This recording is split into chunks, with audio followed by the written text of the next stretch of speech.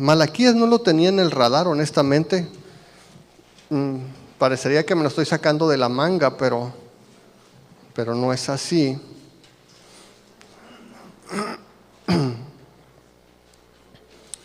Les comentaba que este año mi deseo personal como discípulo y mi deseo como parte de Amor Fraternal es que podamos anhelar a Dios, que podamos desear, que podamos estar apasionados por el Señor Jesús. Y hace unos días leí un artículo que está tomado de una revista en inglés, de Newsweek. Es un artículo viejo, pero lo pusieron hace poco aquí en español, en México, en un periódico.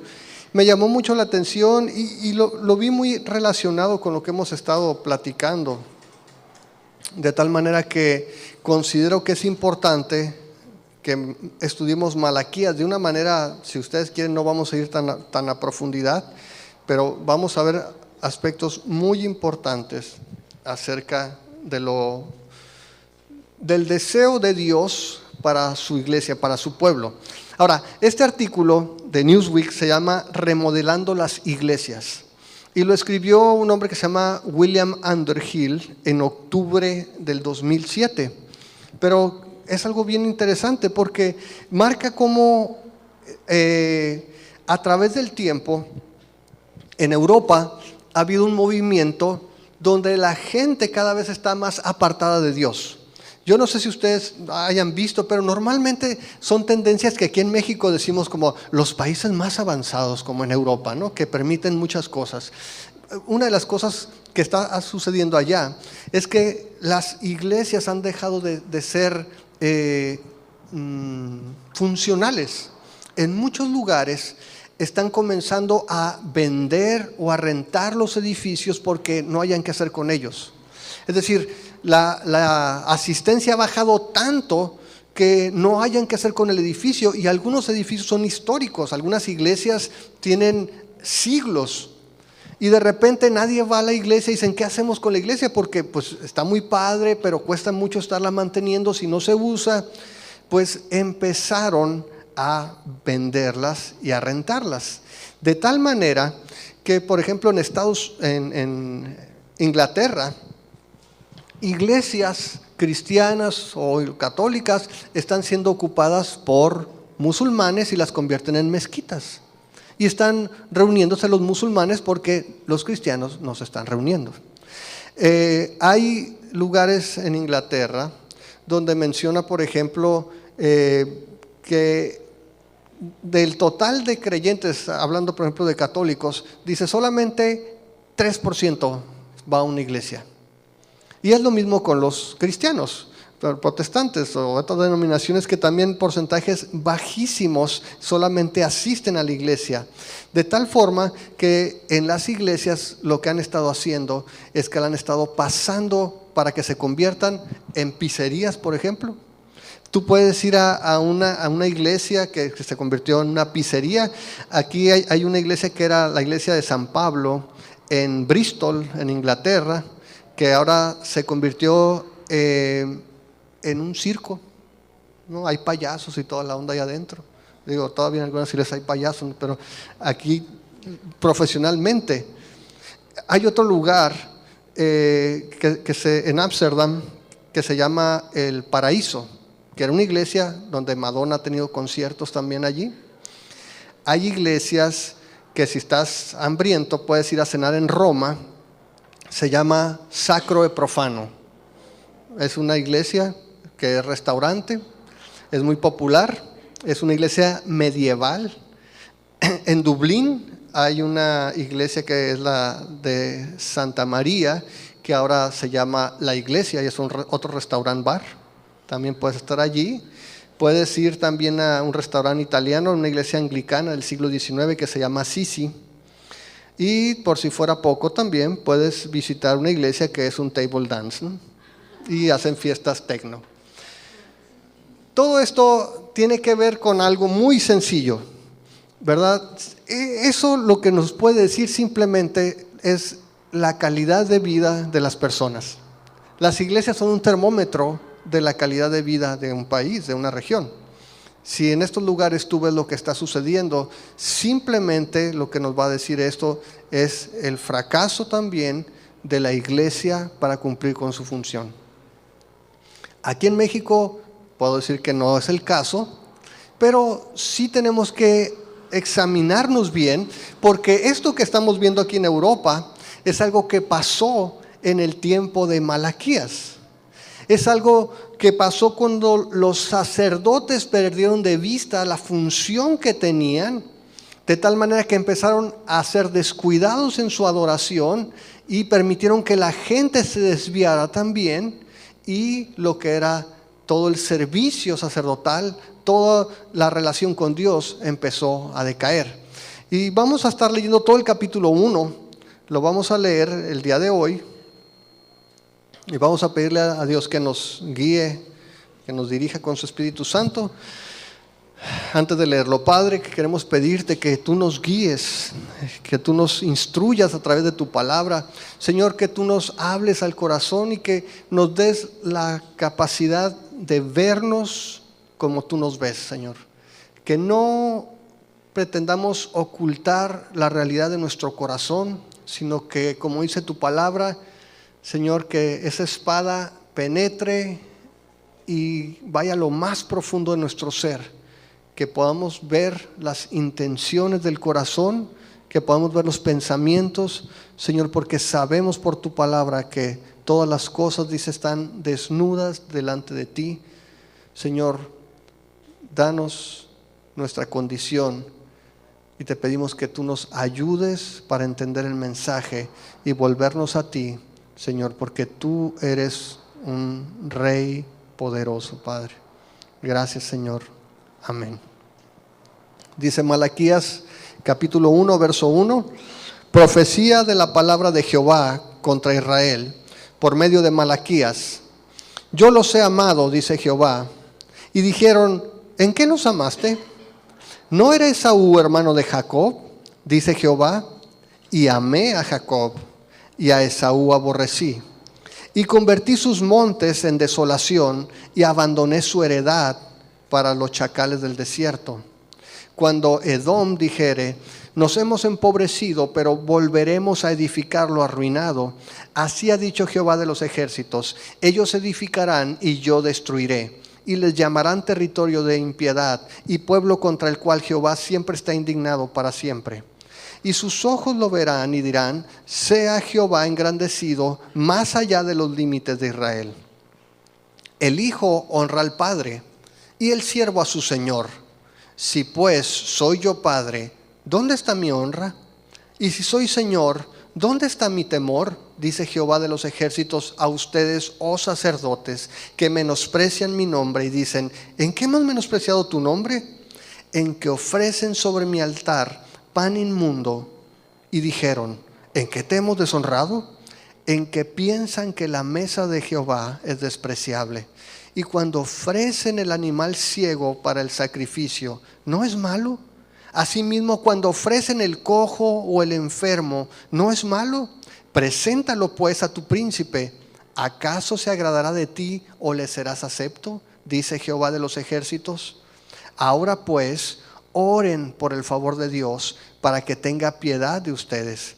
Pero ¿cómo podrán agradarle si hacen estas cosas? Dice Jehová de los ejércitos. ¿Quién también hay de ustedes que cierre las puertas o alumbre mi altar de balde? Yo no tengo complacencia en ustedes, dice Jehová de los ejércitos, ni de su mano aceptaré ofrenda, porque desde donde el sol nace hasta donde se pone, es grande mi nombre entre las naciones. Y en todo lugar se ofrece a mi nombre incienso y ofrenda limpia, porque grande es mi nombre entre las naciones, dice Jehová de los ejércitos. Y ustedes lo han profanado cuando dicen, inmunda es la mesa de Jehová, y cuando dicen que su alimento es despreciable. Han además dicho, oh, qué fastidio es esto, y me desprecian, dice Jehová de los ejércitos, y trajeron lo hurtado, o cojo, o enfermo, y presentaron ofrenda. ¿Aceptaré yo eso de su mano? Dice Jehová.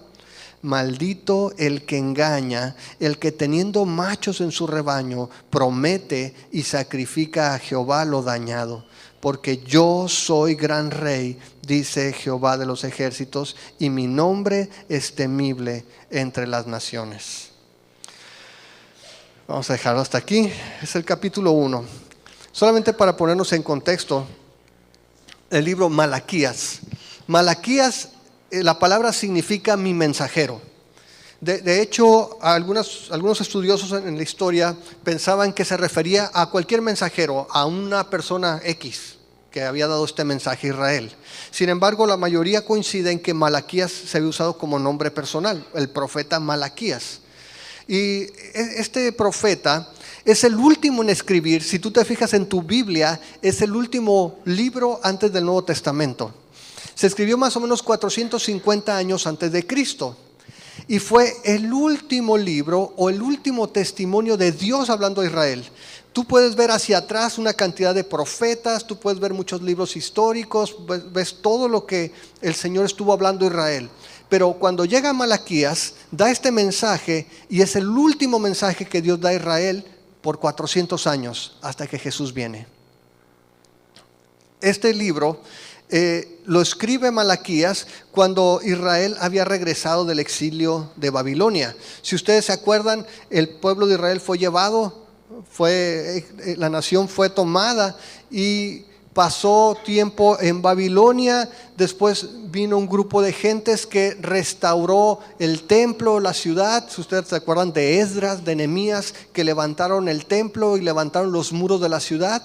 Y el pueblo de Israel regresa, habita nuevamente allí. Y es en ese tiempo cuando este profeta habla. Habían pasado algunos años. Y lo que vamos a ver a través de todo el libro es que el tiempo que habían pasado la gente de Israel en el exilio no había cambiado del todo su corazón, como que no habían aprendido muchas lecciones. Y en este libro vamos a ver los diferentes puntos que Dios señala de la nación, diciéndole: mira, necesitas arreglar esto, andas mal aquí, estás mal por acá. Y son reprensiones continuas que van a ser muy útiles para nosotros. Pero quiero que vayamos rápidamente, no es la idea de entrar a detalle como lo dije, pero sí quiero que vayamos rápidamente al versículo 1 y 2. Vean el mensaje. El verso 1 dice: profecía de la palabra de Jehová contra Israel por medio de Malaquías. Primero, cuando dice contra Israel ya son malas noticias, sabes que no va a ser algo bueno. Yo no sé si alguna vez tú has visitado alguna otra iglesia o si alguien te ha platicado de el Señor me habló, ¿no? El Señor me dio una palabra a través de una persona. Normalmente la gente está emocionada de que Dios le hable de esa manera.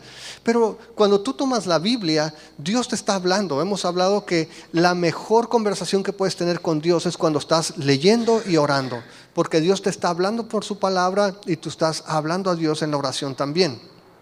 Aquí el profeta le dice: ¿sabes qué? La palabra que traigo viene de parte de Dios, pero es contra ti. No te pongas tan contento. Sin embargo, si tú te fijas el verso 2, ve el mensaje con el que empieza el profeta. Verso 2: yo los he amado, dice Jehová. Yo los he amado. Ahora, la palabra como está, o la frase como está escrita en hebreo, implica tiempo continuo. Es decir, el mensaje sería algo como: yo te he amado, yo te sigo amando y te voy a seguir amando. Es en tiempo continuo. Lo que Dios estaba diciendo a Israel es: Israel, con lo que hayas pasado, yo te he amado. A pesar de lo que estés haciendo y como estés viviendo, te sigo amando, y a pesar de lo que hagas, te voy a seguir amando. Te amo. Ese es el mensaje con el que empieza Malaquías. Pero mira la actitud del pueblo. Y dijeron ustedes, ¿no? ¿En qué nos amaste? Piensa en eso, porque sin querer, ese puede ser la actitud que tenemos nosotros y la mayoría de la gente. Es decir, Dios, ¿cuántos de ustedes saben que Dios es amor? Levanta tu mano. ¿Sí? ¿A cuántos de ustedes alguien le ha dicho Dios te ama? Para mí, yo creo que es la frase más cliché que tenemos los cristianos. Cristo te ama. Dios te ama, ¿no? Dios te ama. Y es una verdad, es realidad. Y el simple hecho de que alguien como Dios, de alguien que dice creó todas las cosas, alguien que sustenta el universo, alguien que está por encima de los cielos, piensa en ti, alguien que como Dios que te ame, debiera ser suficiente como para cancelar los consultorios los psicólogos y los psiquiatras y toda la cosa, ¿no? Saber que Dios te ama debería quitar cualquier trauma que tengas y complejos y todo ese tipo de cosas. Saber que el Rey de Reyes te ama como eres y te va a seguir amando debiera ser suficiente. Pero la actitud del pueblo de Israel es: ¿en qué nos has amado? Y quizá por las situaciones que habían vivido y por la situación que estaban pasando, le hacían pensar como: si nos amas, no deberías de tratarnos mejor. Que eso es lo que muchas veces nos pasa a nosotros o a la mayoría de la gente. Cuando nosotros estamos pasando por algo difícil, cuando nosotros estamos sufriendo, estamos batallando con algo, decimos: Dios, ¿dónde estás? Porque asumimos que si no van las cosas como lo planeamos, significa que Dios no nos ama. Y porque como seres humanos damos por sentado que la salud, el dinero, el amor y todas esas cosas deberían de ser algo automático porque Dios nos ama. Es decir, no tendría por qué batallar. No podemos asociar el sufrimiento y los problemas y las dificultades en la vida, no las vemos compatibles con el amor de Dios. Pero no es así. No debería ser suficiente el hecho de que Dios nos ame. Primera de Juan, escríbelo ahí en tu libreta, si la traes. Primera de Juan 3:1 dice: miren cuál amor nos ha dado el Padre para que seamos llamados hijos de Dios. Para que puedas decirte que eres hijo de Dios, implica que Dios te ha amado de una manera que pocas personas te pueden amar. Tu mamá y tu papá a lo mejor, y no siempre, ¿eh? Algunos ni eso nos ganamos, ¿no? Pero que Dios te llame su hijo es una muestra de amor. Y dice Juan: ve qué amor tan grande para que te puedan llamar hijo de Dios. Ahora, esta pregunta de parte del pueblo, de decir: oye, ¿en qué me has amado? ¿Por qué dices que me amas? Mira lo que estoy pasando. A lo mejor Israel decía: mira, dices que me amas, pero no tengo carro. Dices que me amas, pero debo en la tarjeta. Dices que me amas, pero no me has dado una novia, no me he casado, no tengo casa, estoy batallando, estoy enfermo. Como si esas fueran las cosas que realmente muestran el amor de Dios. Y en realidad ese es el argumento, lo mencionábamos algunas semanas atrás. La mayoría de las personas que no creen en Dios dicen: Dios no puede ser bueno porque hay gente sufriendo. Dios no puede existir porque hay sufrimiento en el mundo. Y no pueden asociar, no pueden ver que el amor de Dios no implica que haya sufrimiento o no. El sufrimiento viene como consecuencia del pecado, pero en medio de eso Dios nos sigue amando. De hecho, si ustedes se fijan en el verso 2, dice allí: yo los he amado, dice Jehová, y dijeron: ¿en qué nos amaste? Y el Señor responde: ¿no era Esaú hermano de Jacob, dice Jehová, y amé a Jacob? La respuesta de Dios está diciendo algo muy sencillo. ¿Te acuerdas de Jacob y te acuerdas de Esaú? Sí, dice, no, ¿cómo no? Bueno, eran hermanos, ¿verdad? Sí. No amé a Jacob. ¿Y por qué dice eso? Porque la pregunta básica es: ¿qué había de especial en Jacob? ¿Era muy buena persona? ¿Era alguien bien honesto? ¿Era alguien muy bueno? ¿Sí? No. Jacob era el usurpador, era el gandalla. Y dice: ¿te acuerdas de él? Sí. ¿No eran hermanos? Sí. Y no lo amé. Lo que estaba diciendo Dios es que yo te amo, y a lo mejor no lo puedes ver, pero te amo simplemente porque decido amarte. Que el Dios te ame a ti o a mí no muestra que nosotros somos muy buenos, no muestra que nosotros somos mejores que los demás y por eso nos ama. Dios nos ama porque Él decidió amarnos. Dios escogió amarnos de manera libre. Cuando ustedes a sus hijos, los que tienen hijos, dices, a ver, pues depende de cómo se porte, lo voy a amar, ¿no? Dice, si este se sale muy así, muy rebeldón, pues no lo voy a amar tanto, voy a amar al que es bueno. No, a tus hijos los amas. Y decía que algunos no se lo merecen, o no lo merecemos, pero somos amados.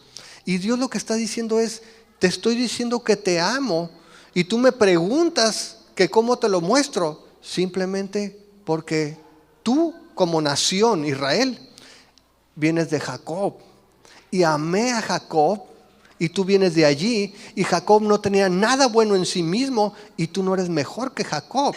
Te amo porque te escogí, porque quise amarte, porque libremente decidí amarte. No hay ninguna razón que me mueva a amarte, ninguna razón en ti. Dios te ama a ti y a mí solamente porque Él lo quiere, no porque nos deba nada, no porque nosotros lo merezcamos. Y Dios le estaba diciendo, ¿sabes qué? El amor que tengo es soberano, es libre, es de gracia, no es obligado por nada. En el verso 3 dice, y a Esaú aborrecí y convertí sus montes en desolación y abandoné su heredad para los chacales del desierto. Ahora, eran gemelos, nació Jacob y Esaú. De hecho, Esaú fue el primogénito, si se acuerdan, aunque eran gemelos, bueno, eran cuates, ¿no? El peludo salió primero, que era Esaú, y Jacob venía agarrado del pie, lo quería jalar, ¿no? Para salir primero él. Pero salieron los dos, Esaú, el primogénito, y sin embargo, Dios le está diciendo, yo decidí amar a Jacob, que no era el primogénito. Ahora, se oye muy fuerte cuando dice amar y aborrecer, pero en el idioma hebreo lo que está haciendo es una distinción entre escoger a alguien y no. No es que a Esaú lo aborreciera, que Dios decía, no te puedo ni en pintura te puedo ver. No ese tipo de, no está hablando de aborrecer de esa manera. Simplemente está diciendo, a ti te escogí, tú no fuiste favorecido con la elección. Y lo que está diciendo a Israel, a la nación, es que escogió la descendencia de Jacob y no la de Esaú. No era algo personal contra Jacob y Esaú, sino está hablando, no se olviden, está hablándole a Israel, está respondiendo. Y le dice, ¿cómo puedes saber que te he amado? A Jacob lo escogí, tú vienes de Jacob, y a Esaú lo aborrecí. Y la descendencia de Esaú es Edom, que se menciona en el verso 4. Y le dice, fíjate cómo trató a Edom y fíjate cómo te trató a ti. Hay una distinción. A Israel, a la descendencia de Jacob, está Dios hablándole y le está diciendo, arrepiéntete, mira, estás mal, yo te he amado, te he escogido, tengo un plan para ti. Y a Edom, que es una nación que se levanta muy segura de sí misma, dice en el verso 4, cuando Edom dijere, nos hemos empobrecido, pero volveremos a edificar lo arruinado, así ha dicho Jehová de los ejércitos, ellos van a edificar y yo destruiré, y les llamarán territorio de impiedad y pueblo contra el cual Jehová está indignado para siempre. Dice, mira, contra ellos que están siempre levantados contra mí, van a ver mi mano, y ustedes mismos se van a dar cuenta y van a decir, oye, Dios está enojado con ellos. Y le está diciendo, yo te he amado a ti, yo te he escogido a ti, mira cómo te trato a ti. Pero más allá de eso, en el verso 5 dice, y sus ojos lo verán y van a decir, sea Jehová engrandecido más allá de los límites de Israel. Dios da esta profecía y básicamente comienza diciéndoles, ¿sabes qué? Yo los he amado, los sigo amando, los voy a amar. Pero de entrada Israel muestra su actitud de decir, espérame tantito, no estoy muy convencido de que me ames, porque el trato que tengo no es el que me merezco. Podemos ver básicamente la actitud de una nación que piensa que es merecedora de todo. Y esa es muchas veces la actitud que tenemos para con Dios. Creemos que Dios nos debe todo. Creemos que, oye, ¿sabes que Dios te ama? Ah, sí, si me amara no me pasara esto. ¿Por qué me está yendo tan mal a mí? ¿Sí me explico? Si pensamos, en realidad ninguno de nosotros merece el amor de Dios. Es algo que Él, al igual que Jacob, dio de gracia. Ahora, ¿qué pasa? Lo que sucede aquí es que el pueblo no puede ser mejor, en ese caso, Israel, el pueblo no podía ser mejor que sus líderes. Y Dios había puesto, si ustedes recuerdan cuando vimos Josué, reparte los territorios de la tierra de Canaán, y lo que hace es que dispersa a una tribu entre todos ellos. ¿Cuál era esa tribu? Leví. Los levitas, los sacerdotes, los que iban a estar ministrando a Dios, los que iban a tener esa actividad espiritual en cada región para que todo el pueblo se mantuviera bajo los principios de Dios. Pero si los sacerdotes fallaban, ¿qué creen que iba a pasar? El pueblo iba a caer en los mismos errores que ellos. Y es lo que estaba sucediendo. Si vamos al verso 6, el Señor a través del profeta le responde al pueblo y le dice: el hijo honra al padre y el siervo a su señor. Si pues soy yo padre, ¿dónde está mi honra? Y si soy señor, ¿dónde está mi temor? Dice Jehová de los ejércitos. A ustedes, oh sacerdotes, que menosprecian mi nombre y dicen: ¿en qué hemos menospreciado tu nombre? Y Dios ahora toma una relación básica cuando se refiere al padre y al hijo. No está hablando de un hijo bien portado, está hablando de una relación general de padre e hijo. Por alguna razón, no sé si es por las nalgadas, los cintarazos o qué, pero los niños cuando están pequeños van aprendiendo a que saben que es su papá. ¿Sí? No tienes que mandarlos a la escuela a que les enseñen que él es el papá y que está por encima, sea por el tamaño, sea por la mano pesada o por alguna razón. Los niños van aprendiendo que él es el papá y yo soy el hijo. Hay un momento donde van creciendo y piensan que es al revés, pero no es así, muchachos. El papá siempre será el papá. El asunto es que dice Malaquías, ok, en una relación natural, el hijo aprende que tiene que honrar al papá. El hijo incluso ve al papá como un modelo. ¿Sí? Dice, si yo soy el padre, ¿dónde está esa honra? Ahora, vamos a hablar de una relación que no sea de esa naturaleza, no es de afecto, no es de padre e hijo, es una relación de conveniencia, el patrón y el trabajador.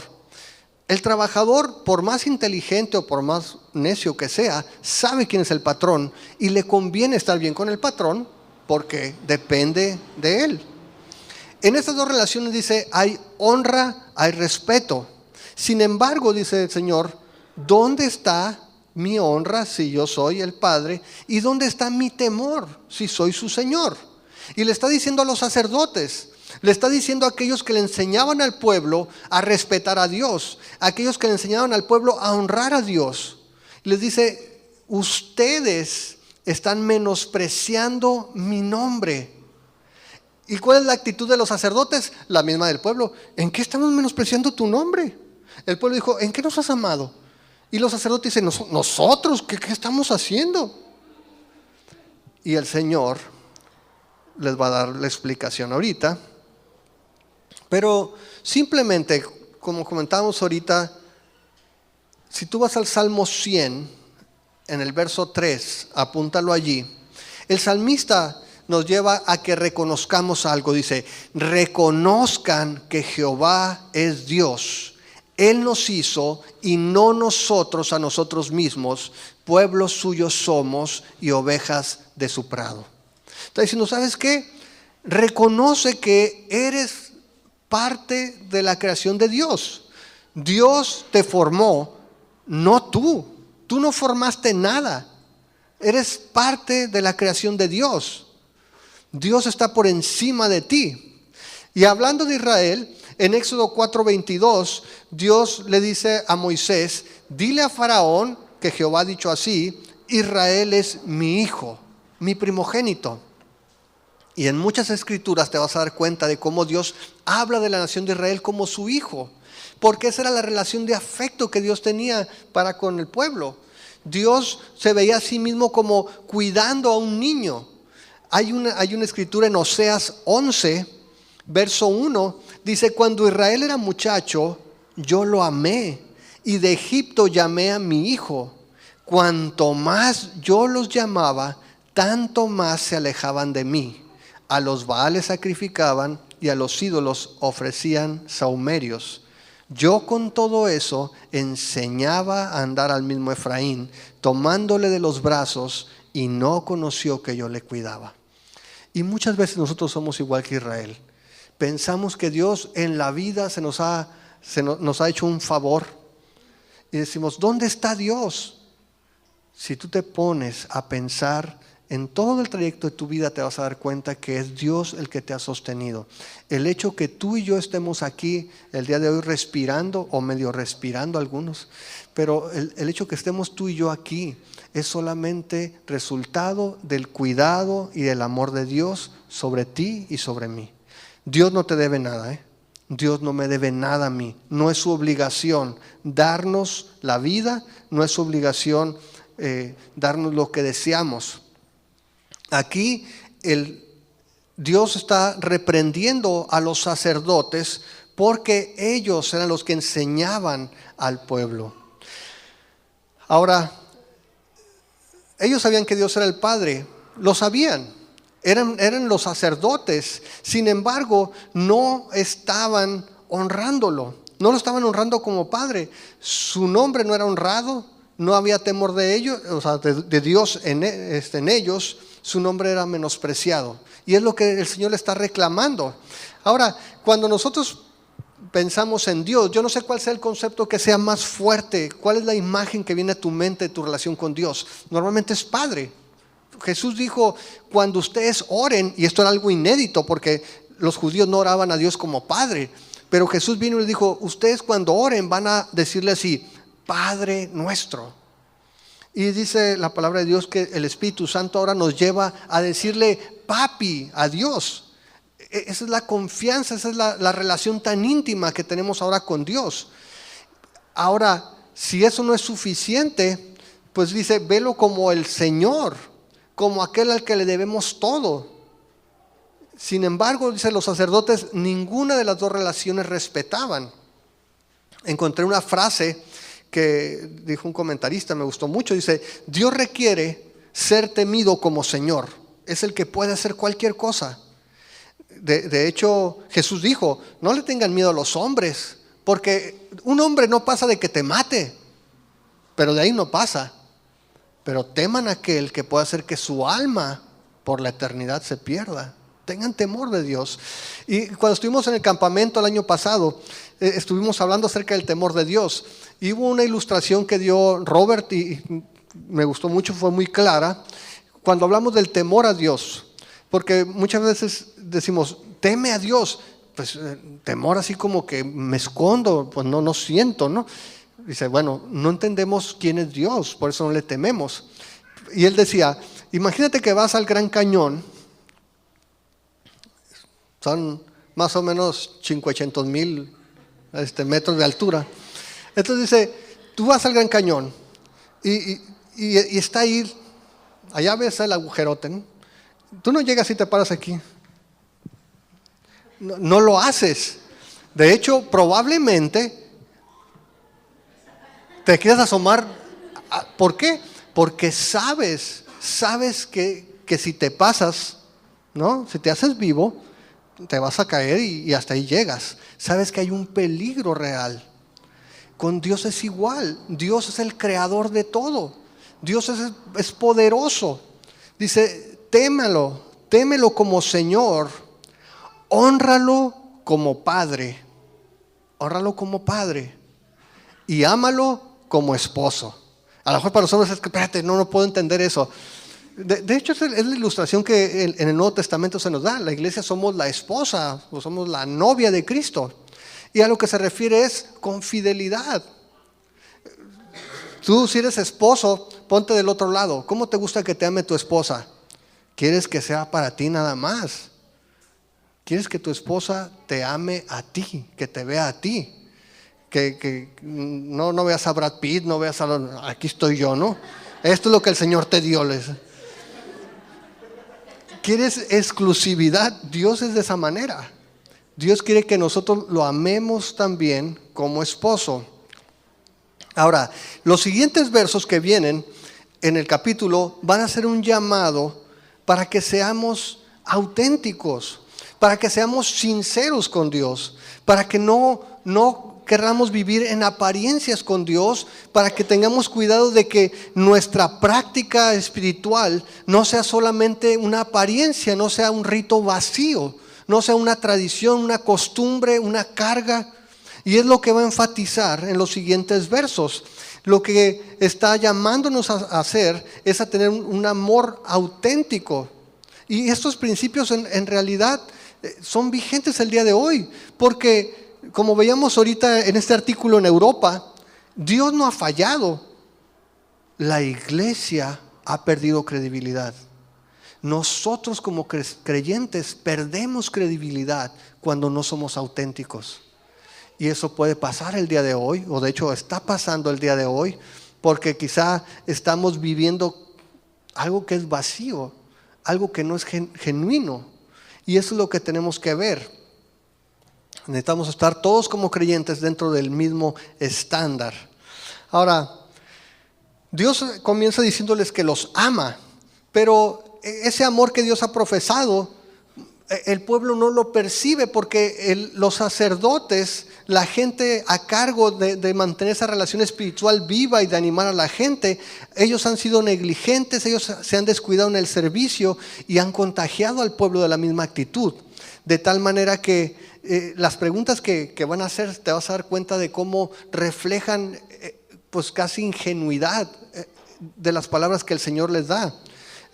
Por ejemplo, nos vamos a dar cuenta que en los pasajes que vienen a partir del verso 6, hay 4 áreas en las que tenemos que ser auténticos, por lo menos. No es una lista exhaustiva, no es a detalle, pero son 4 áreas en las que podemos ser auténticos. Y los vamos a dividir así. Dios nos llama a ser auténticos en nuestra profesión.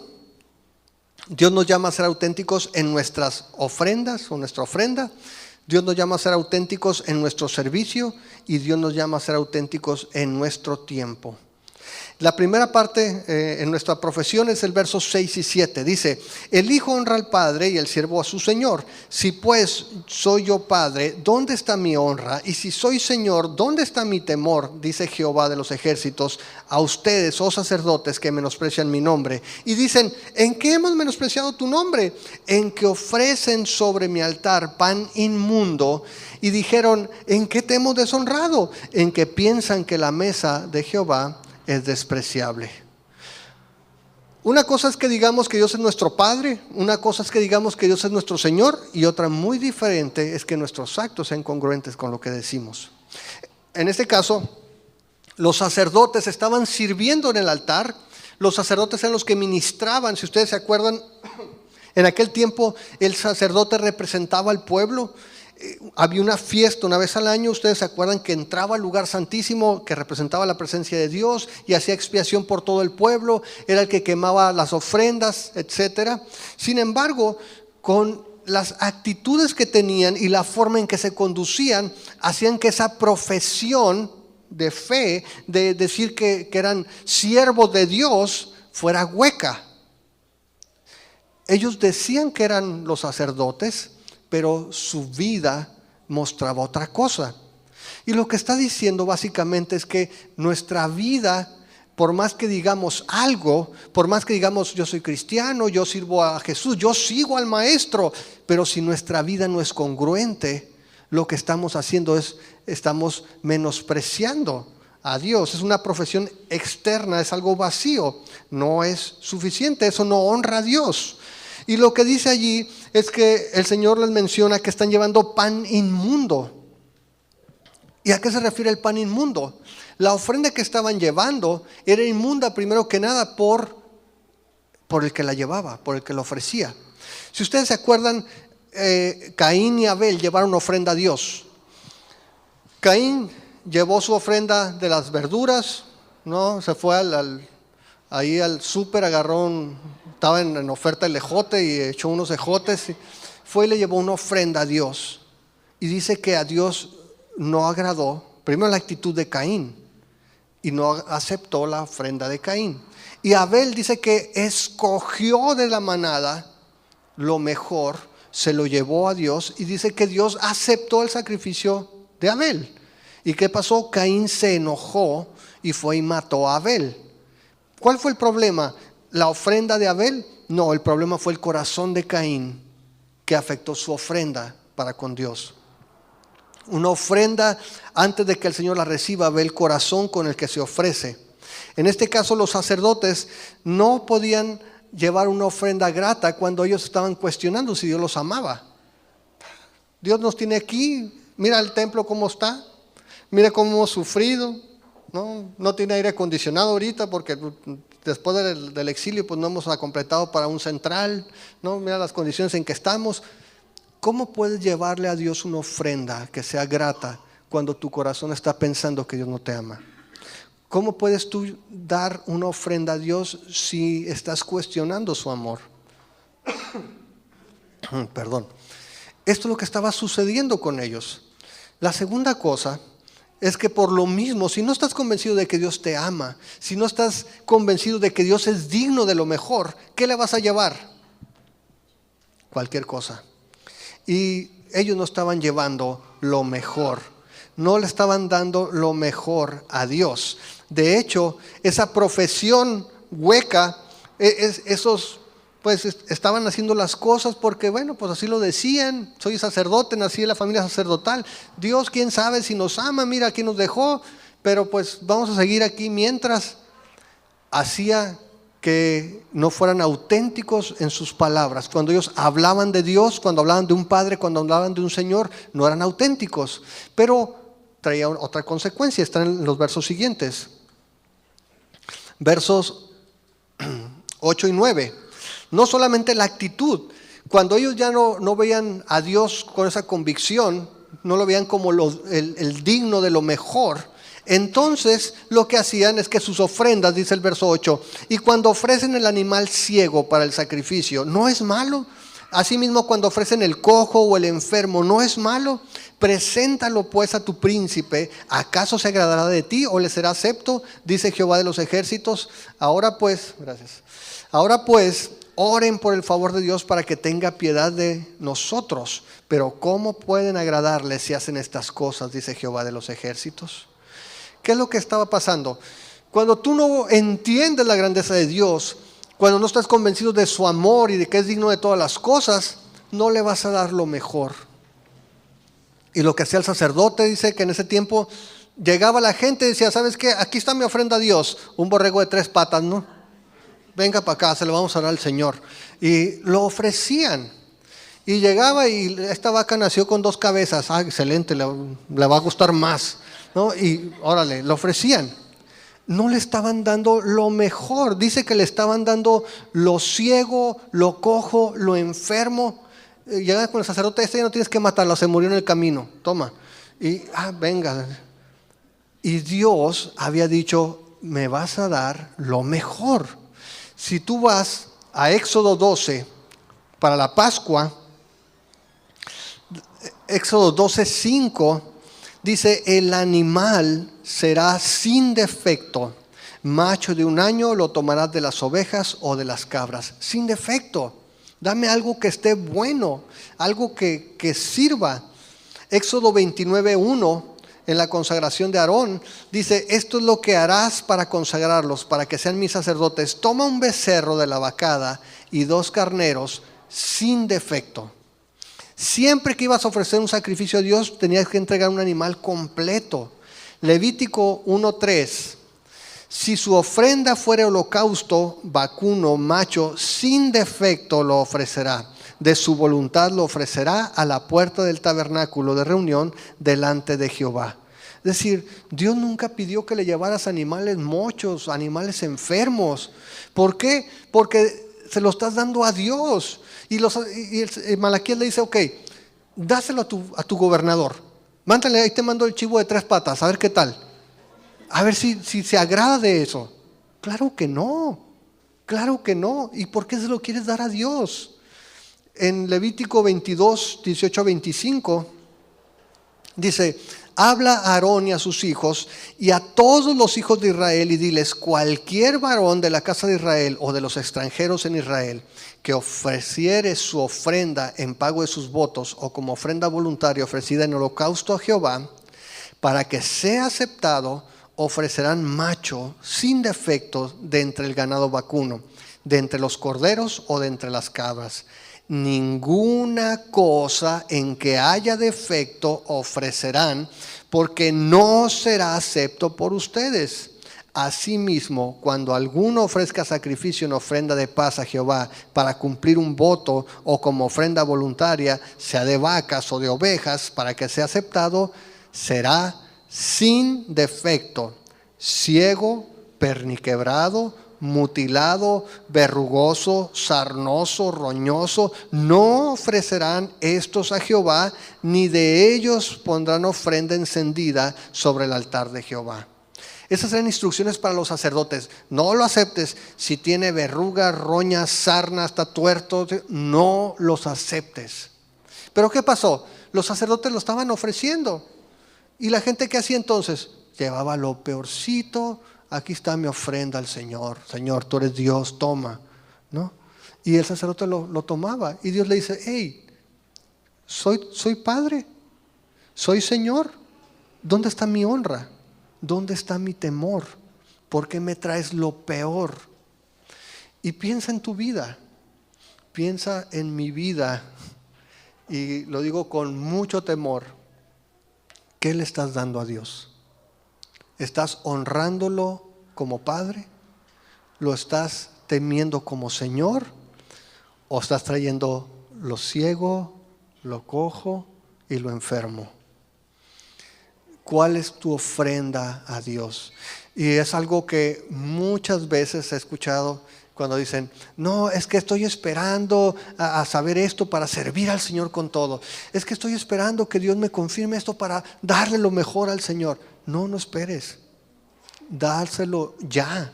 Dale lo mejor de ti. Porque Dios no se agrada de las ofrendas. Primero, si no van con un corazón genuino. Es decir, si primero no lo he reconocido como Señor y Padre, no que no lo hayas dicho: Dios es mi pastor, Él es mi Padre. Eso no impresiona a Dios. Primero tienes que reconocerlo. Y no debe ser una profesión vacía. No es nada más decirlo, sino que nuestra vida debe ser congruente con lo que estamos diciendo. Y si lo has reconocido, ¿qué le estás dando? Y lo que le des viene como consecuencia de lo que piensas de Él, de lo que crees de Él. Y si crees que Dios es digno de lo peor, entonces no has entendido quién es Dios. Y si piensas que Dios es digno de lo mejor y no se lo has dado, entonces tienes un problema con Dios. Necesitas ver quién es Dios y necesitas darle lo mejor. ¿Qué pasaba? Pues los sacerdotes ahí los dejaban pasar. Y la gente llegaba y decía: pues aquí está, este se murió solo, venga para acá. ¿Y qué estaba haciendo el sacerdote? Mostrando poco respeto para Dios. Y número 2, mostrando que no le importaba ir en contra de la palabra de Dios, porque Dios explícitamente les había dicho: no lo recibas. Y entonces ellos lo tomaban, lo sacrificaban allí. ¿Y sabes qué? La gente se iba contenta porque decía: ya cumplí. Yo ya di mi oveja, ya di mi paloma, mi vaca, lo que haya sido. Y no entendían que en realidad el valor de la ofrenda está en el corazón y en el costo para el que da. No en la cantidad, no en el monto, sino en el costo para ti como persona. Cuando tú das lo mejor, sea lo mejor de tu tiempo, lo mejor de tus dones, de tus talentos, lo mejor de tus finanzas, lo mejor de tus capacidades, tiene un costo para ti. Hemos estado hablando y les decía, estuvimos platicando los encargados de ministerio. El ministerio cuesta, servir a Dios cuesta, no es gratis. Cuando sirves a Dios implica dejar cosas que te gustan, implica a lo mejor dormirte más temprano, implica levantarte más temprano, implica dejar compromisos sociales y a veces cuestiones familiares porque quieres servir a Dios, cuesta. Por eso es una ofrenda, por eso es algo que entregas a Dios. Ahora, mucha gente hoy en día, al igual que en aquel tiempo, está entregando su ofrenda de las sobras. Y eso es fuerte, pero quiero que lo veas, es realidad. Está mucha gente entregando las sobras a Dios, no lo mejor. Hay una hay un pasaje en la Escritura, en Lucas 21, si ustedes se acuerdan de la viuda, la ofrenda de la viuda. Lucas 21:1 dice que Jesús, levantando los ojos, vio a los ricos que echaban sus ofrendas en el arca de las ofrendas, y vio también a una viuda muy pobre que echaba allí 2 blancas, eran las monedas más pequeñitas que había, 2 de 5 centavos, 2, dice, blancas. Y dijo: en verdad les digo que esta viuda pobre echó más que todos, porque todos aquellos echaron para las ofrendas de Dios de lo que les sobra, mas esta de su pobreza echó todo el sustento que tenía. Los ricos llegaban acá y vaciaban unos billetotes, y dice que llegó esta mujer viuda y echó 2 blancas, 2 moneditas, y Jesús dijo: ella dio más que todos. Ahora, solamente Jesús podía saberlo, como el día de hoy. Solamente Jesús conoce tu corazón. Y dice: ella dio más, porque aquellos están dando de lo que les sobra, pero ella dio todo lo que tenía. Todo lo que tenía. ¿Cuándo podemos agradar a Dios? Solamente cuando nos hemos entregado completamente, cuando nosotros nos hemos rendido completamente a Dios, y entonces nos cuesta dar. Lo costoso, no importa cuánto cuesta, estamos dispuestos a dar. Ahora, en medio de todo eso, el Señor estaba diciendo a los sacerdotes: oren al Señor, oren para que el Señor les suavice el juicio. Y el Señor es misericordioso, y el Señor por eso comienza y le dice: yo los amo, agarren la onda, respétenme, ténganme temor. Tenemos que ser entonces auténticos primero en nuestra profesión. Tenemos que ser auténticos en nuestra ofrenda. Número 3, tenemos que ser auténticos en nuestro servicio. El verso 10 al 12 dice: ¿quién también hay de ustedes que cierre las puertas o alumbre mi altar de balde? Yo no tengo complacencia en ustedes, dice Jehová de los ejércitos, ni de su mano aceptaré ofrenda, porque desde donde el sol nace hasta donde se pone es grande mi nombre entre las naciones, y en todo lugar se ofrece a mi nombre incienso y ofrenda limpia, porque grande es mi nombre entre las naciones, dice Jehová de los ejércitos. Y ustedes lo han profanado cuando dicen: inmunda es la mesa de Jehová, y cuando dicen que su alimento es despreciable. A simple vista quizás no captes la idea, pero si tienes la Nueva Versión Internacional es más clara. Dice el versículo 10: ¿cómo quisiera que alguno de ustedes clausurara el templo para que no encendieran en vano el fuego de mi altar? No estoy nada contento con ustedes, dice el Señor Todopoderoso, y no voy a aceptar ni una sola ofrenda de sus manos. ¿Qué les estaba diciendo? Prefiero que cierren el templo a que estén haciéndole al loco allí. Prefiero que lo cierren y que no prendan ya fuego en el altar. Mejor ciérrenlo, porque lo están haciendo sin corazón, porque no lo están haciendo sabiendo a quién lo hacen ni con el corazón correcto. Y el servicio así no sirve para nada. Si tú no entiendes quién es Dios, si no has conocido a Jesús, si no puedes ver su amor, venir acá o servir en cualquier cosa es un ejercicio vacío de religión. Es tener actividad religiosa, pero no sirve para nada. Porque lo primero que tienes que hacer es reconocer que Dios es el Padre, que Él es el Señor, y entonces ser congruente con lo que estás reconociendo, y entonces con un corazón que realmente reconoce quién es Dios, puedes acercarte a dar y servir. Pero si vienes acá nada más porque es que es domingo, hay que venir los domingos a algún lugar, ¿no? A alguna iglesia.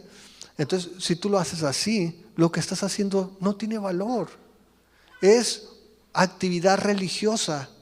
Y Dios dice: prefiero que cierres el templo, prefiero que no prendas el altar, que no haya ofrendas, que no haya nada, a que estés aquí ofreciendo cosas que no sirven. Dice: no estoy nada contento con eso. No voy a recibir, no voy a aceptar ni una sola ofrenda de sus manos.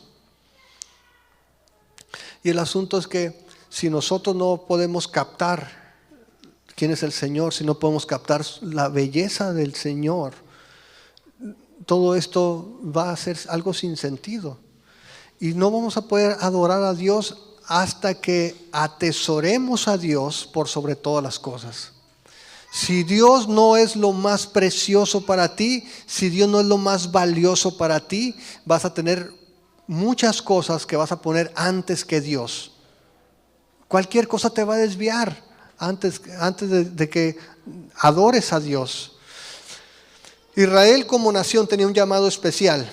Si ustedes se acuerdan, estaban como esclavos en Egipto, y en Éxodo 19:5 Dios le dice a Moisés: ahora, si dan oído a mi voz y guardan mi pacto, ustedes serán mi especial tesoro sobre todos los pueblos, porque mía es toda la tierra. Y ustedes me van a hacer un reino de sacerdotes y gente santa. Estas son las palabras que dirás a los hijos de Israel. Le dice el Señor: ¿sabes qué? Tengo un plan para ustedes como nación. Quiero que todos ustedes sean un pueblo de gente que me adore, sacerdotes que me sirvan. Va a ser una nación especial. Compártelo con toda la nación. Y en Isaías 42:6, nuevamente el Señor dice: yo Jehová te he llamado en justicia y te sostendré por la mano, te guardaré y te pondré por pacto al pueblo, por luz de las naciones. Israel había sido llamado a ser una nación especial. ¿Qué pasó? Israel allí estaba fallando al plan de Dios. Sin embargo, el plan de Dios no significa que haya fracasado, porque es lo que estaba diciendo el Señor allí. Si tú vas nuevamente al verso 11, dice: cierra el templo mejor, no prendas el altar, no me des ofrendas, porque no eres el único que me adora. De hecho, fuera de Israel hay gente que me adora y lo hace de corazón. Dice, verso 11, desde donde el sol nace hasta donde se pone, es grande mi nombre entre las naciones, y en todo lugar se ofrece a mi nombre incienso y ofrenda limpia, porque grande es mi nombre entre las naciones, dice Jehová de los ejércitos. Y en nuestro caso es igual, Si nosotros estamos aquí, si nosotros fallamos, si no somos fieles a Dios, no somos los únicos. Dios puede, y lo dijo Jesús, Dios puede sacar hijos de Abraham de las piedras. Dios encuentra gente, siempre tiene personas que son fieles. El asunto es, nosotros somos fieles, nosotros estamos honrando a Dios, nosotros estamos dando lo mejor a Dios en nuestro servicio. Si tú estás participando en un ministerio, créanme, voy adelante esto y me da mucho miedo, porque esto es para mí primero, pero es para todos nosotros como creyentes. ¿Estás sirviendo a Dios porque es lo más precioso para ti? ¿Estás sirviendo a Dios porque no hay nada más valioso que Él, que su persona, que su presencia, que lo que ha hecho en tu vida? ¿O lo estás haciendo porque no hayas en qué invertir tu tiempo libre? ¿O porque quieres pasar un buen rato con gente aquí, pues la pasas bien? ¿Por qué lo estás haciendo? ¿Sabes que si nosotros fallamos, Dios no falla? Dios levanta gente. Dios tiene más personas que de corazón lo están adorando, que de corazón lo sirven. Y Él se lo está diciendo al pueblo de Israel: sí, yo te escogí a ti para que fueras mi hijo, para que fueras una nación especial, nación santa, para que fueras luz a las naciones. Y hermanos, nosotros somos llamados a lo mismo. Eso es lo que dice la Biblia. Jesús dijo que nosotros íbamos a ser luz en la tierra. Y la Biblia dice que nosotros ahora somos una nación santa. Si nosotros fallamos, Dios no falla. Dios siempre tiene personas que están dispuestas a servirlo, a honrarlo. Y es lo que le estaba diciendo aquí a Israel: ¿sabes qué? Mejor cierra el templo porque no eres el único. Prefiero que lo hagan de corazón. Prefiero que si estás sirviendo sea porque verdaderamente valoras lo que estás haciendo, porque me conoces. Y peor todavía, porque dice que los sacerdotes se quejaban en el verso 12 y dice: y ustedes lo han profanado cuando dicen inmunda es la mesa de Jehová, y cuando dicen que su alimento es despreciable. ¿Qué significaba eso? En la antigüedad, si ustedes se acuerdan, los diezmos precisamente tomaban también los levitas. De ahí tomaban de la cosecha, de los vegetales, de los granos, de la carne. Y ahí están los sacerdotes quebrantando los mandamientos de Dios, recibiendo cualquier cosa, enseñando al pueblo a deshonrar a Dios. Y luego los sacerdotes acá decían: ay, qué asco, cochinada de ofrenda que están trayendo, ¿no?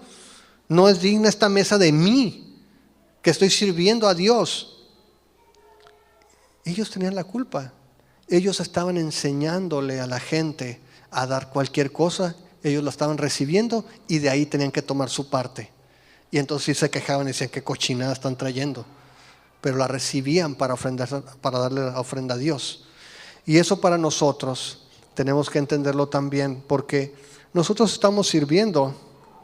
Necesitamos entender que servir a Dios es un privilegio. Servir a Dios debe ser un gozo, no debe ser una carga. Servir a Dios no debe ser una tortura y decir, ay Señor, ¿cuándo? ¿No? Es un gozo y es un privilegio de parte de Dios. Y tenemos que ser auténticos en esto. ¿Qué le estás dando a Dios en el servicio tú? ¿Qué es lo que tú estás haciendo o lo que estás haciendo, cómo lo estás haciendo?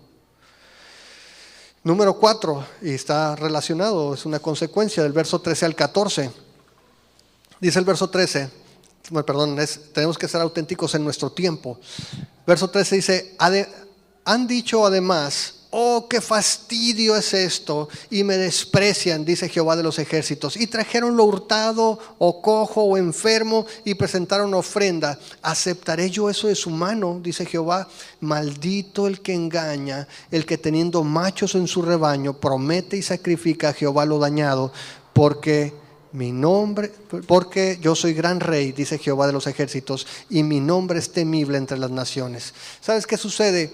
Cuando no has conocido a Dios, cuando no has experimentado realmente a Dios, cuando de manera vacía estás asistiendo a un ritual, a una ceremonia, a una actividad religiosa, o de manera hipócrita, te aburres. Te aburres. Y dice aquí que los sacerdotes decían, ay, qué carga esto, hombre, de estar sirviendo, qué carga esto de estar viniendo aquí a adorar, es pesado. Resulta que cuando nosotros lo estamos haciendo hipócritamente o lo estamos haciendo religiosamente, te vas a aburrir. Yo les platicaba hace unas semanas de cómo en el trabajo yo tenía escuchando una canción y veía lo que Dios estaba haciendo. Y hace poco, esa semana, con David le mandaba un mensaje. Adriana ha estado enferma. Después de que yo me empecé a recuperar, ella empezó a ponerse mal. Lo bueno es que nos alternamos. Y una noche empecé a poner canciones viejitas y hacer un repaso de lo que Dios ha hecho en mi vida. Y al otro día todavía traía la viada. Estaba en el trabajo y todavía traía algunas cosas ahí. Y lo compartía con David. Yo le decía, ando old, y le dije, desde ayer estuve haciendo un repaso, el Señor me estaba hablando. Porque Dios está vivo. Porque Dios sigue hablando. Porque Dios es real. No estamos estudiando un concepto, no estamos estudiando una idea. Es una persona de la que estamos hablando. Y las personas se comunican, y las personas tienen afectos, y las personas pueden compartir. Y cuando tú o yo venimos aquí porque no tenemos otra forma de sentirnos bien, porque pensamos que si a Dios le damos una cuota, nos podemos sentir bien y seguros. ¿Qué es lo que hacían ellos? Voy a ir al templo, voy a aventarle con cualquier cosa y digo, ya cumplí. Ya, me siento bien. Ahora sí puedo vivir mi vida. No. Cuando tú estás viviendo solamente un acto vacío, te vas a aburrir, no vas a poder continuar. Y ese aburrimiento va a ser evidente cuando tú ves las palabras de los sacerdotes, cuando tú ves la actitud o cuando ves las obras, te vas a dar cuenta de que están aburridos, es algo vacío. Cuando en sus palabras dicen, qué hastío, ay, qué carga, qué pesado. Y mira, te puedes aventar el maratón de no sé cuál sea tu serie favorita, pero estás allí. Me acosté hasta las 5, es una hazaña, hasta las 5 de la mañana viendo el maratón ese. Y el domingo en la reunión te estás durmiendo, ¿no? Pero ahí no hay problema, porque lo otro sí es importante. Venir y estudiar la palabra del Señor, no. 5 horas de maratón te los puedes aventar y vale la pena. Pero 2 horas miserables en la semana que des, eso es una carga. Eso sí está pesado. ¿Por qué? Porque es algo vacío. Porque no conoces la persona por la cual estamos aquí. Cada domingo decimos, estamos aquí porque venimos a honrar a Jesús. porque Él es el centro de esta reunión, porque Él es el centro de nuestra vida, porque Él se merece, no 2 horas, se merece todo. Pero cuando nosotros no hemos experimentado su gracia, cuando no podemos ver su hermosura, entonces nos aburrimos. Y estamos aquí porque nos hace sentir bien. Los sacerdotes seguían en la misma dinámica, con esa actitud de, bueno, pues vamos, mira qué cochinada están trayendo, pero seguían haciendo lo mismo. ¿Por qué? Porque estaban aburridos, porque no tenía sentido eso. Pero seguían haciendo lo mismo, es lo que se llama una rutina. Y tú y yo podemos caer en una rutina muy fácilmente. Cuando pensamos que venir al domingo es el objetivo de la vida cristiana. Cuando pensamos que dar algo en la ofrenda es el objetivo de la vida cristiana. Cuando pensamos que 1 hora a la semana que dé de servicio ya me hace sentir bien. Y te olvidas de que es una persona la que nos motiva. Es una persona por la cual estamos aquí. Sus palabras, su actitud y sus obras. Ve sus obras. Dice todavía allí, ¿sabes qué? ¿Por qué prometes? Verso 14, maldito el que engaña, el que teniendo machos en su rebaño promete y sacrifica a Jehová lo dañado. Mucha gente así está, sí, yo voy a hacer, yo voy a ir, yo voy a dar, yo voy acá, yo voy. Y dice, ¿sabes qué? No prometas nada. Si tienes allí y luego quieres traer las obras, ¿para qué lo haces? Estás en una rutina. Estás en una rutina solamente. Y Dios dice, ¿sabes qué? No prometas nada. Si tienes ahí cosas buenas, si traes lo peor, si tienes el tiempo y vas a dar un pellizco nada más, no prometas nada. Tenemos que ser auténticos en el uso de nuestro tiempo también.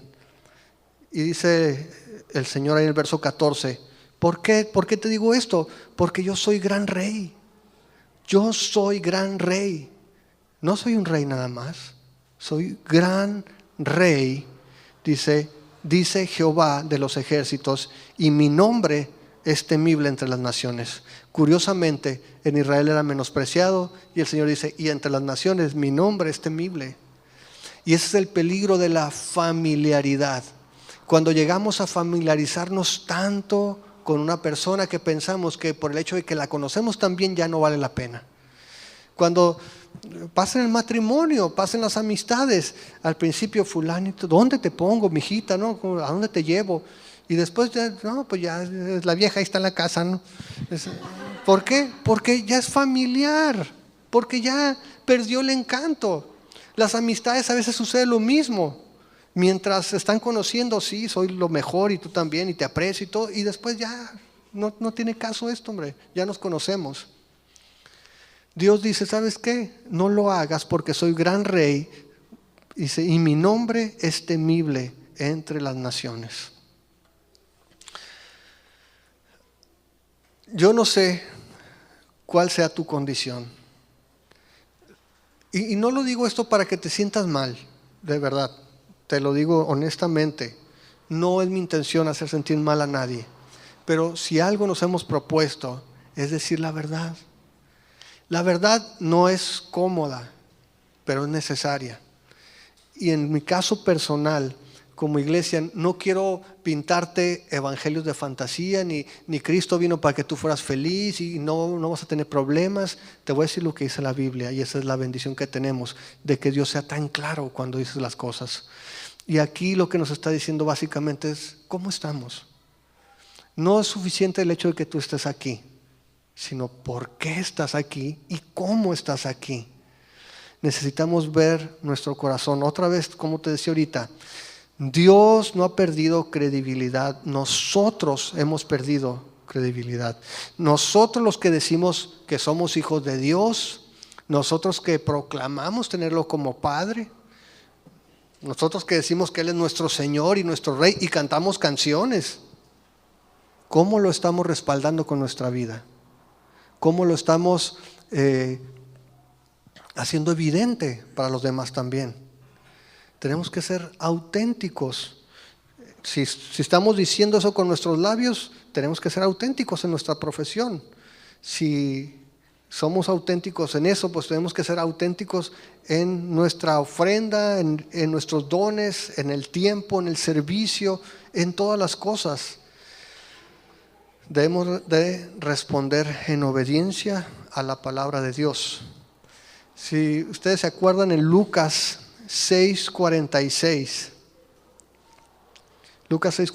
Jesús dijo: ¿por qué me llaman ustedes Señor, Señor, y no hacen lo que les digo? No tiene sentido. Jesús dijo: ¿por qué me llaman Señor y no me obedecen? ¿Por qué me llaman Señor si no hacen lo que les digo? Necesitamos ser auténticos, amados. Auténticos para la gloria de Dios. El único que se lleva el mérito, el único que va a quedar bien, es el Señor, no nosotros. Pero seamos auténticos. Amén. Oramos. Voy a pedir que pasen, sí.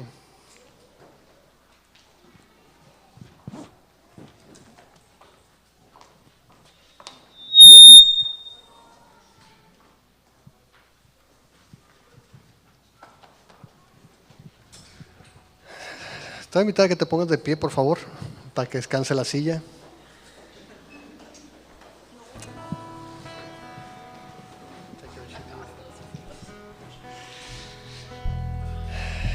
Vamos a orar. Ahí en tu lugar te invito para que tomes un tiempo también. Señor, te damos gracias por tu palabra. Señor, no son los mensajes que nos gustaría escuchar, pero sabemos que si está en tu palabra es de utilidad para nosotros. Sabemos, Señor, que tú nos adviertes para que no caigamos en los mismos errores, que tú nos hablas la verdad, Señor, porque sabes que la necesitamos, porque quizás, Señor, nos hemos visto envueltos en la rutina, Señor, porque los afanes, el trabajo, son tantos que a veces queda poco tiempo para ti,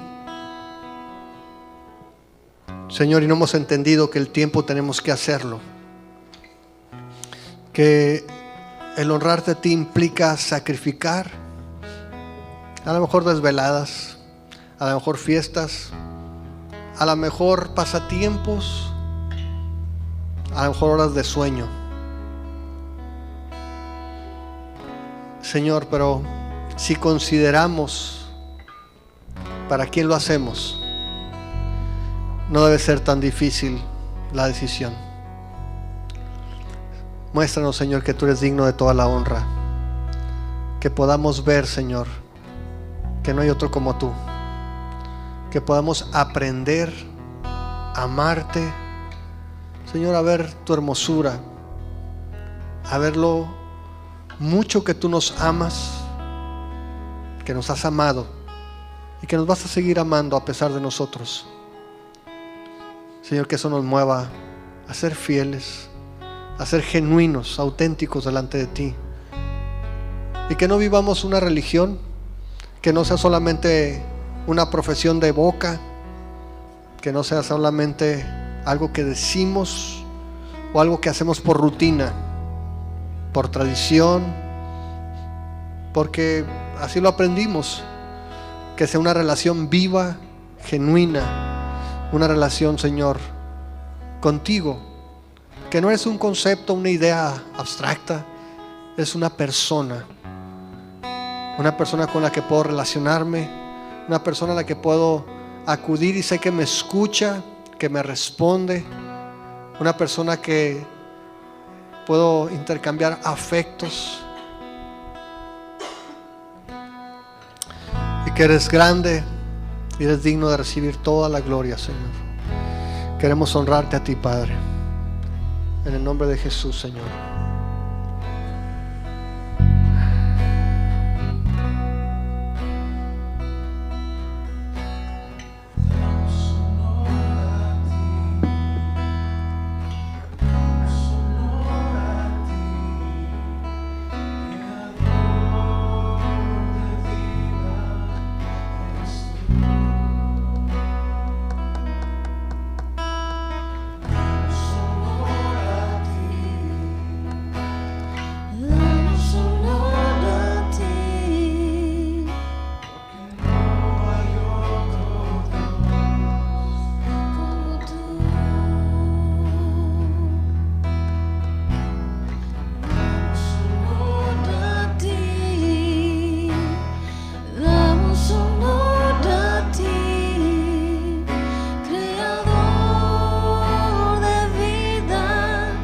eres tú.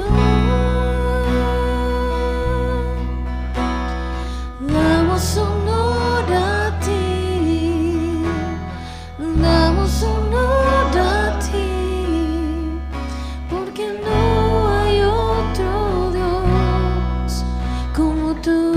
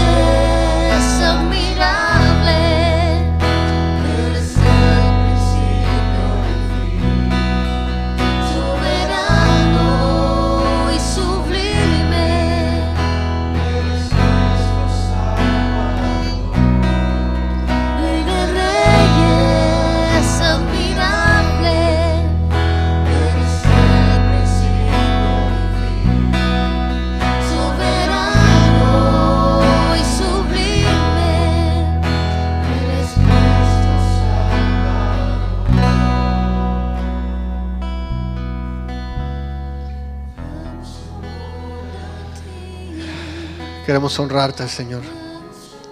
Queremos darte a ti el honor y toda la gloria, porque solo tú eres digno, Señor, de recibirla.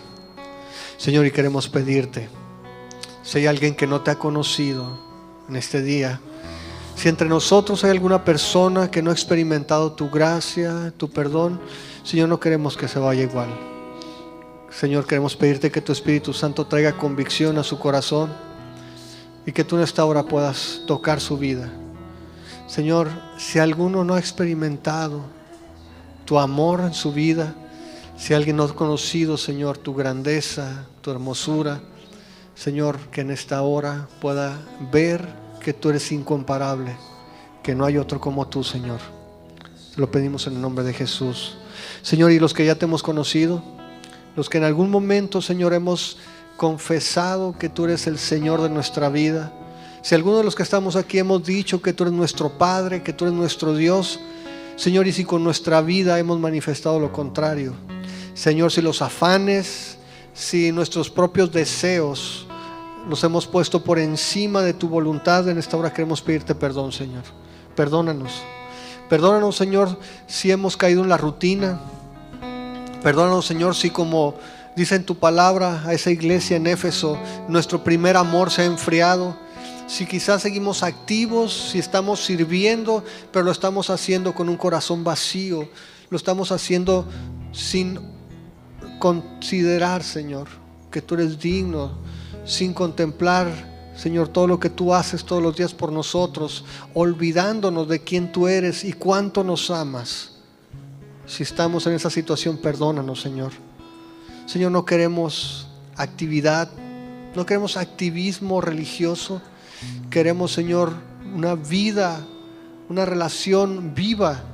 Queremos, Señor, realidades, la realidad de tu evangelio, la realidad de tu vida eterna. Y dice tu palabra que esta es la vida eterna, que podamos conocerte a ti,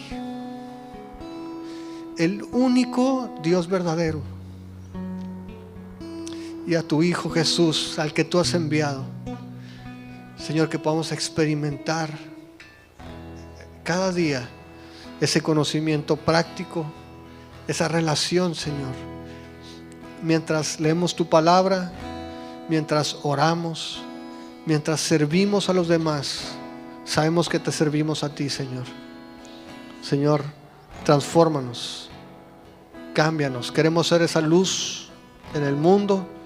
Queremos ser, Señor, ese reino de sacerdotes, de gente santa, Señor, que te da a ti toda la gloria y toda la honra, que te sirve con un corazón genuino. Señor, muchas gracias por tu paciencia, por la misericordia, por tu gracia que derramas todos los días sobre nosotros, por aguantarnos, Señor, porque a pesar de que tú nos conoces, tú nos sigues amando igual. Gracias. Te bendecimos, Padre. Amén.